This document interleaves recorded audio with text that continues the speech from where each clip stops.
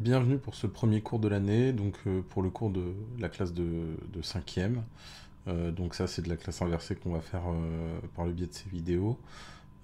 Du coup aujourd'hui on va se poser la question comment fonctionne une carte programmable. Donc vous verrez, donc à partir du moment où vous aurez le petit icône qui se situera ici, au niveau des vidéos que je vais vous faire, il faudra noter ce qu'il y a sur la page. Vous aurez aussi des petits documents à coller que je ferai déposer, que je vous donnerai au fur et à mesure de l'année pour coller en plein milieu du cours. Donc première partie premier chapitre. Contrôler des objets, c'est ce qu'on va traiter aujourd'hui. Donc les cartes programmables, qu'est-ce que c'est? Donc définition, une carte programmable, c'est une carte dite plaque PCB sur laquelle est intégré des composants électroniques, dont un ou plusieurs microcontrôleurs.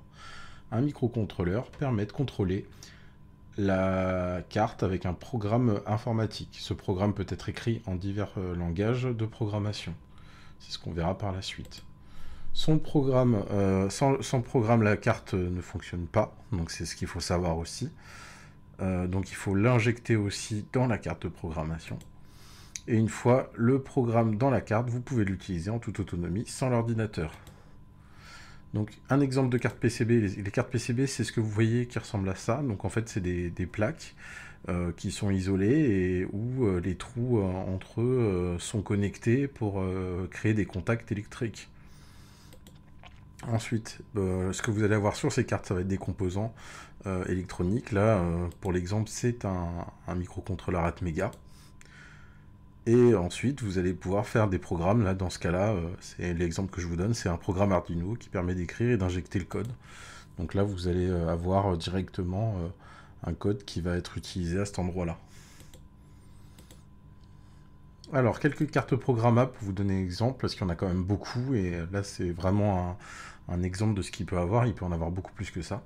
Donc la première, la carte Arduino, la plus connue. Qu'est-ce qu'il y a dedans? Déjà, il faut savoir que une carte Arduino, c'est programmable donc avec un code en C++, compilable directement sur l'ordinateur et compilable directement par son interface personnelle. Donc l'interface que vous avez vue sur la feuille d'avant, c'est ce qui vous permet de coder en fait cette carte Arduino. Et beaucoup de composants qui sont codables dessus. Ensuite, vous allez avoir la microbyte. Alors la microbyte, particularité, elle est programmable en Python. Et certains composants sont déjà placés sur la carte. C'est les deux grosses avancées qu'il y a sur cette carte-là. C'est pour ça qu'elle est très utilisée dans le domaine de l'enseignement. Ensuite, vous avez les technologies qu'on appelle ESP32. Et donc là, par exemple, vous avez le cas de l'ESP32CAM et de la note MCU. Et donc c'est programmable en C++.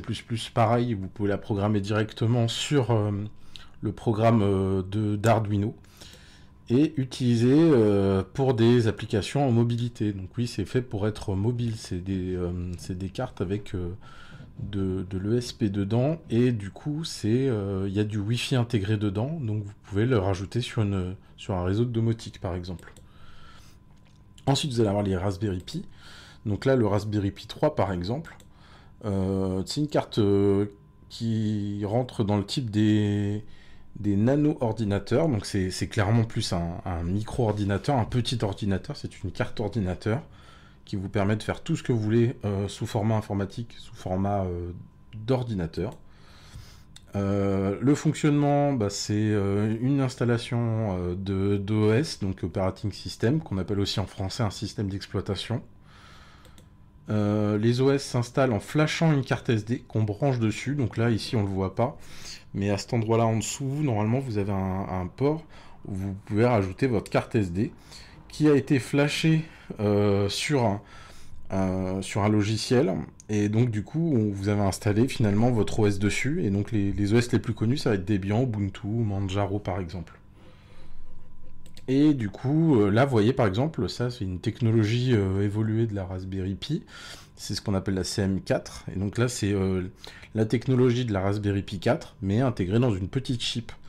Et ça, on l'utilise de plus en plus pour les cartes comme celle-ci, pour les objets du quotidien. Donc en fait, c'est ce que vous allez avoir dans vos box internet, tous les objets de domotique où vous allez avoir une sorte d'interface homme-machine type des ordinateurs, quoi. Alors, là, je vais vous donner le détail de la carte Arduino, ce que vous allez avoir dessus. Donc la carte Arduino se présente sous ce formalisme-là. Alors, pour l'alimenter, parce qu'il faut bien la faire fonctionner, et il faut toujours l'alimenter en électricité, vous avez du coup un port USB qui vous permet aussi de faire le compilateur de code. Vous allez avoir ensuite la prise coaxiale qui vous permet de l'alimenter, mais qui ne vous permet pas de compiler le code, c'est juste pour l'alimenter directement, pour lui donner un peu plus de puissance que par le port USB. Le microcontrôleur, c'est là où se gèrent tous les calculs, etc.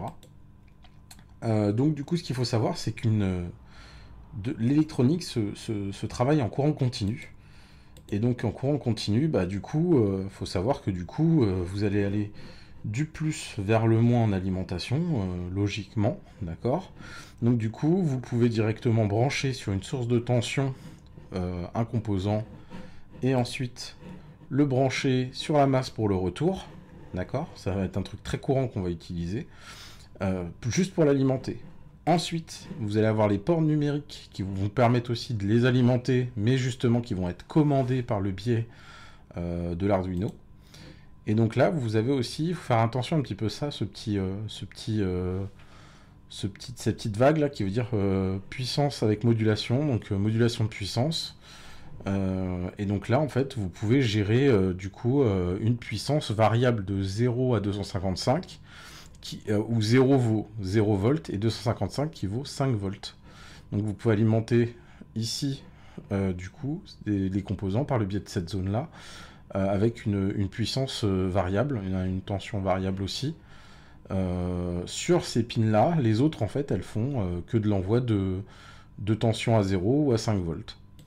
Et ensuite, vous avez les ports analogiques de l'autre côté de la carte. Et donc les ports analogiques qui permettent de capter les informations sous le format d'un signal allant de 0 à 1024. Ça, on verra ça en cours quand on sera en classe. Vous verrez que quand on veut capter une information, cette information, on la capte et elle va nous donner un retour d'information entre 0 et 1023 en fonction de l'information qu'on veut. Si par exemple vous cherchez un capteur de son, il va gérer un son d'un niveau sonore à un autre niveau sonore. Et 0, ça sera le niveau le plus faible sonore captable, et 1023, ça sera le niveau sonore le plus élevé captable en toute logique. Donc voilà, ça sera tout pour cette première vidéo. Je vous invite à bien la noter, et on se revoit en classe pour la suite. Merci.